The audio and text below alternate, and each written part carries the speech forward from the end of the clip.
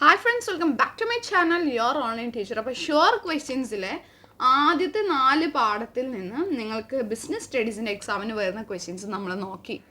ആദ്യത്തെ 4 പാഠത്തിൽ നിന്ന് വരുന്ന ക്വസ്റ്റ്യൻസ് മാത്സ് ഫോളോയിങ് എല്ലാം വെച്ചിട്ട് നമ്മൾ നോക്കി. ഇനി അതിൻ്റെ പാർട്ട് 2 വീഡിയോ ആണ്. പാർട്ട് 1 കാണാത്തവരുണ്ടെങ്കിൽ കാണാം, കാരണം അതിലാണ് ആദ്യത്തെ 4 ചാപ്റ്ററിൽ പറയുന്നത്.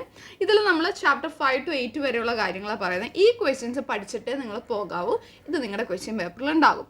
5ാമത്തെ പാഠമായിട്ടുള്ള ഓർഗനൈസിങ്ങിൽ നിന്ന് ഇമ്പോർട്ടൻസ് ഓഫ് ഓർഗനൈസിങ് ചോദിക്കാം. 7 മാർക്കാണ് നമ്മൾ ആ ചാപ്റ്ററിൽ നിന്ന് എക്സ്പെക്ട് ചെയ്യുന്നത്. അപ്പോൾ അതുകൊണ്ട് തന്നെ കുറച്ച് ചോദ്യങ്ങൾ അതിൽ നിന്ന് ഉണ്ടാവുള്ളൂ. ഇമ്പോർട്ടൻസ് ഓഫ് ഓർഗനൈസിങ് അതിലൊന്നാണ്. പിന്നെ അതേപോലെ തന്നെ ഫങ്ഷണൽ സ്ട്രക്ചറും ഡിവിഷണൽ സ്ട്രക്ചറും തമ്മിലുള്ള ഡിഫറൻസോ ഫോർമൽ ഓർഗനൈസേഷനും ഇൻഫോർമൽ ഓർഗനൈസേഷനും തമ്മിലുള്ള ഡിഫറൻസോ ചോദിച്ചേക്കാം. അപ്പോൾ ഇത് പഠിക്കുമ്പോൾ നിങ്ങൾ എന്ത് ചെയ്യണം? ഇതിൻ്റെ ഓരോന്നിനെയും അഡ്വാൻറ്റേജും ഡിസഡ്വാൻറ്റേജും പഠിക്കണം. കാരണം write a short note on functional structure എന്ന് ചോദിച്ചാൽ നിങ്ങൾക്ക് എഴുതാൻ പറ്റണം. അപ്പോൾ ഫങ്ഷണൽ സ്ട്രക്ചറിൻ്റെ ഡിവിഷണൽ സ്ട്രക്ചർ, ഫോർമൽ ഇൻഫോർമൽ, ഇതിൻ്റെ അഡ്വാൻറ്റേജസും ഡിസഡ്വാൻറ്റേജും നിങ്ങൾ പഠിക്കണം.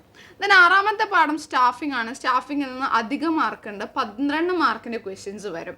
സ്റ്റാഫിങ്ങിൻ്റെ സ്റ്റെപ്പ് 8 മാർക്കിന് ചോദിക്കാവുന്ന ഒരു ചോദ്യമാണ്.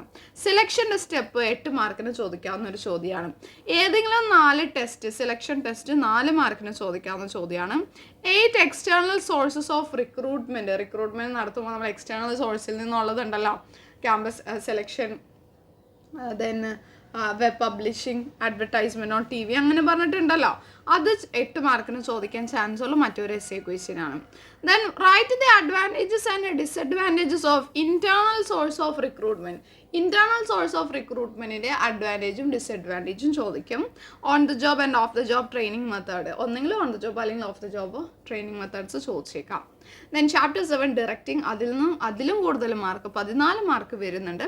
നമുക്ക് കുറേ ഇൻസെൻറ്റീവ്സ് തന്നിട്ട് ഇതിൽ ഫിനാൻഷ്യൽ ഏതാണ്, നോൺ ഫിനാൻഷ്യൽ ഏതാണ് എന്ന് ചോദിക്കും. ദെൻ കമ്മ്യൂണിക്കേഷൻ പ്രോസസ്സ് ഡയഗ്രത്തിൻ്റെ ഹെൽപ്പോട് കൂടി 5 മാർക്കിനോ ഭാഗ്യമുണ്ടെങ്കിൽ 8 മാർക്കിനോ ചോദിക്കും. മാസ്ലോസ് നീഡ് ഹൈറാർക്കി തിയറി 5 മാർക്കിന് ചോദിക്കാവുന്ന ഒരു ചോദ്യമാണ്.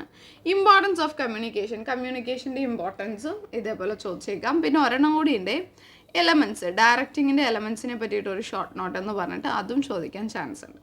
ദെൻ ചാപ്റ്റർ 8 കൺട്രോളിങ് 6 മാർക്കാണ് അതിൽ വരുന്നത്. അപ്പോൾ എന്താണ് കൺട്രോളിങ്ങിൻ്റെ സ്റ്റെപ്സ് എന്താണ് മാനേജ്മെൻറ്റ് ബൈ എക്സെപ്ഷൻ അല്ലെങ്കിൽ കൺട്രോൾ ബൈ എക്സെപ്ഷൻ, അതെന്താണെന്ന് ചോദിക്കാൻ ചാൻസ് ഉണ്ട്. അപ്പോൾ ഇത്രയും ഓർഗനൈസിങ്ങിലെ ഒരു കാര്യം കൂടിയുണ്ട്, ഒരു ക്വസ്റ്റ്യനും കൂടിയുണ്ട്, ഞാനത് നിങ്ങളോട് പറയാൻ വിട്ടുപോയി. ഓർഗനൈസിങ്ങിൽ നിന്ന് ചോദിക്കാൻ ചാൻസ് ഉള്ള ഒരു ക്വസ്റ്റ്യൻ ഉണ്ട്. എന്താണ് സ്പാൻ ഓഫ് മാനേജ്മെൻറ്റ് എക്സ്പ്ലെയിൻ ചെയ്യാൻ മേ ബി ചോദിച്ചേക്കാം. സ്പാൻ ഓഫ് മാനേജ്മെൻറ്റ് എന്ന് പറഞ്ഞാൽ ഒരു സൂപ്പർവൈസർക്ക് അല്ലെങ്കിൽ ഒരു സുപ്പീരിയർക്ക് എഫിഷ്യൻ്റ്ലി മാനേജ് ചെയ്യാൻ പറ്റുന്ന സബോർഡിനേറ്റ്സിൻ്റെ എണ്ണം, number of subordinates that can be efficiently managed by a superior, അതാണ് സ്പാൻ ഓഫ് മാനേജ്മെൻറ്റ്. അതും 2 മാർക്കിന് ചോദിക്കാൻ ചാൻസ് ഉണ്ട്. ഓക്കെ, അപ്പോൾ ഇതാണ് 8 ചാപ്റ്ററിലെ ആദ്യത്തെ 8 ചാപ്റ്ററിലെ ഇമ്പോർട്ടൻ്റ് ആയിട്ടുള്ള questions. Hope this video will be helpful. Okay, അപ്പോൾ അതുകൊണ്ട് നിങ്ങൾ എന്ത് ചെയ്യുക, വീഡിയോക്ക് ലൈക്ക് ചെയ്യുക, താഴെ കമൻറ്റ് ചെയ്യുക, ഇങ്ങനെയുള്ള വീഡിയോസ് ഇനി വേണമെന്നുള്ളത്. Okay, thank you.